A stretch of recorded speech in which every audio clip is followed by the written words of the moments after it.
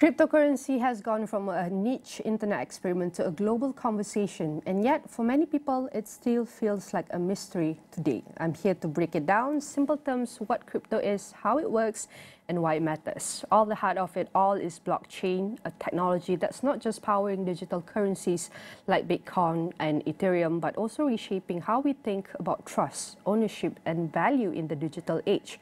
We'll talk about how crypto functions, what gives its value, and whether it's really the future of money or something else entirely. And most importantly, we'll separate the facts from the hype so viewers can walk away with a clear, grounded understanding of this fast-moving space. And for that, I welcome you, Aaron Tang, APAC General Manager of Luno. Again, I want to say thank you very much, Aaron, for joining me again. In simple terms, maybe you can share with us, what is blockchain and why is it considered to revolutionary beyond cryptocurrency? Thanks for having me. Good morning. So blockchain is a really interesting way to store data. So if you imagine just a simple analogy of many years ago, our parents, our grandparents, they used to use buku 35 to record down transactions. Now, blockchain is actually a modern way of recording transactions.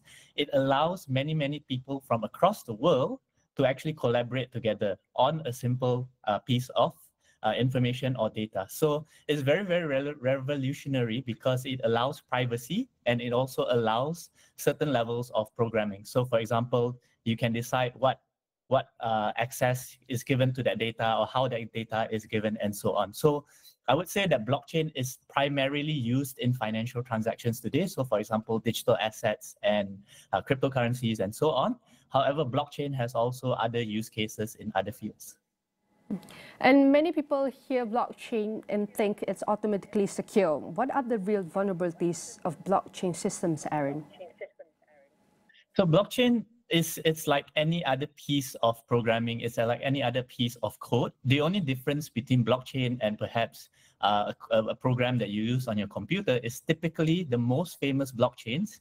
Their code is published openly for anyone to have a look at. So in that sense, people can actually look at the code and they can see that whether that code has anything malicious, whether there's anything that's a backdoor or vulnerability or so on. However, I must say that in smaller projects, for example, blockchains that are not mature, there may be some level of risk when it comes to programming the codes. If the programmers were not careful enough, then you may actually have blockchains where it is not as secure as, say, something that is very popularly used, for example, Ethereum or Bitcoin. How can we identify a very amateur systems for that we can also establish this is the amateur blockchain technology system? I think it comes down to reputation. So, for example, the most popular blockchains are things like Bitcoin, Ethereum, Solana. These are very household names. And again, all their code is published openly. So actually, there's many years of actually programmers and security experts looking at the code and making sure that there's no vulnerabilities. So I would say it's a bit of a trust and reputation game here. If you're using blockchain, if you're building things on blockchain, the simplest, most secure way is of course to use the very well, not traditional, but to use the very reputable ones. For example, Ethereum and Solana. Can blockchain technology scale to support billions of transactions like the global payment systems or government records? Or are we still a long way off? We're quite early at the game at this point of time. So if you look at, for example, something like Bitcoin or Ethereum, their transactions per second may be 7 transactions or maybe 15 transactions per second. So you imagine comparing to something like Visa, which processes thousands and thousands of transactions per second. So in that sense, we're a little bit early.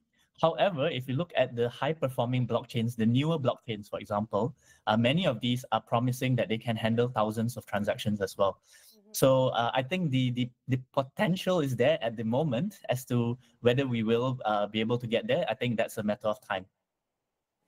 And talking about Bitcoin, Ethereum, we want to understand how it actually works from transaction to confirmations. Can you walk us through what happens behind the scene? Probably pre-pandemic COVID-19, because I think things were different and the technology, digital, didn't grow as fast as now. Maybe you can share with us, Aaron. Yeah. So whenever you do a transaction on a public blockchain, so I'll take example, for example, Bitcoin.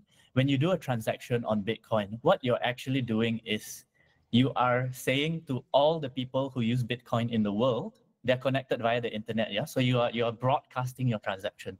So for example, if I want to send you, say, 0.1 Bitcoin, what I am doing is I'm actually broadcasting that transaction to all the thousands and thousands of people who run Bitcoin on the internet.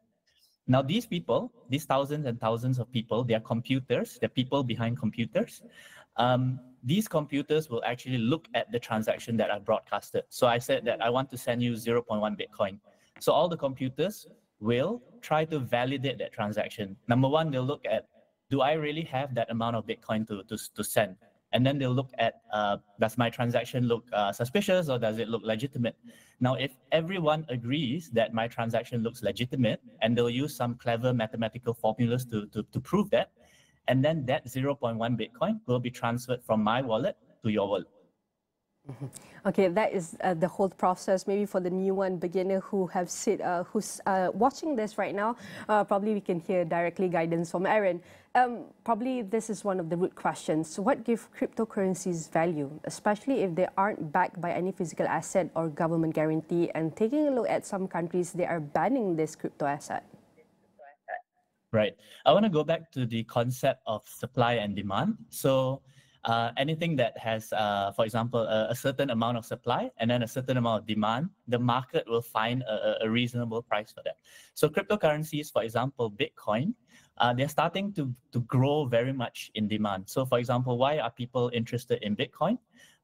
Companies, for example, MicroStrategy, they are investing in Bitcoin. And there are even governments, for example, the government of Pakistan or the government of the United States, they're saying that they want to create a Bitcoin strategic reserve. And then there are even of course, there are individuals like myself who are also very interested to hold Bitcoin. So people are interested to hold Bitcoin because it has some characteristics of what we would call a digital gold. Digital gold in the sense that it is not the supply of it is not easily inflated. There's only a certain amount of Bitcoin available. And then number two, Bitcoin can actually be moved, can actually be moved in an easy way on the internet. So for example, if I wanted to send Bitcoin from myself to anywhere across the world, it would take me less than, say, 1 hour to move that. And you can imagine if, say, I want to move a big amount of gold from myself to somewhere across the world, that's going to take a lot more energy, that's going to take a lot more time. So there's an increasing amount of demand for Bitcoin right now around the world, and that is actually what is driving its price up. And you mentioned that the Bitcoin probably characteristic is more like a digital gold, but can they really replace fiat currencies? I would say the intention, the original intention of Bitcoin, it was designed as what we call peer-to-peer cash. So basically a replacement for people making transactions. For example, many people say that I want to use my Bitcoin to buy coffee, or I want to use my Bitcoin to say buy a car, or so on. However, I think over time we have seen that Bitcoin has become, today at least, more of an investment asset. So people are buying it because they want to grow their holdings, they want to grow their portfolios, and that applies to individuals, companies, and governments, and so on. In terms of whether cryptocurrency itself will actually be able to replace fiat currencies or the normal currencies that we use on a daily basis, I would say that it is still very, very early and is very, very unpredictable. What I will say is that central banks, governments, and so on, they have actually learned from the interesting parts of cryptocurrencies, digital assets. And, many people, many governments are experimenting with their own digital currencies. They're experimenting with hybrid systems and so on. So I don't think it's going to be one or the other, but I think over time, governments, countries, and so on, they're going to learn from the interesting parts of crypto, and then they're also going to apply that to their national systems. And additional for a category for someone completely new to crypto as well, they should understand first the technology or the risk. I'm going to go out on the limb and say understand the risk first. And the reason why I say understand the risk first is because there's so many I would say, investment scams or irresponsible people out there. They're trying to tell people, oh, you can get rich with this, you can get rich with that. And at the end of the day, crypto, digital assets, they are just another form of investment and technology. So there's potential for gains, there's potential for loss. So I would rather that everyone just be aware of the risk first. However, once you are aware of the risks of investing, then you can also move on to the interesting technological aspects of cryptocurrencies and digital assets, which are very, very amazing. And that is the Crypto 101 lessons, the fundamental of cryptocurrency with Aaron Tang, APAC General Manager of Luno. Again, I want to say thank you very much for this insightful sharing, and we will feature in astro1.com across all social media platforms.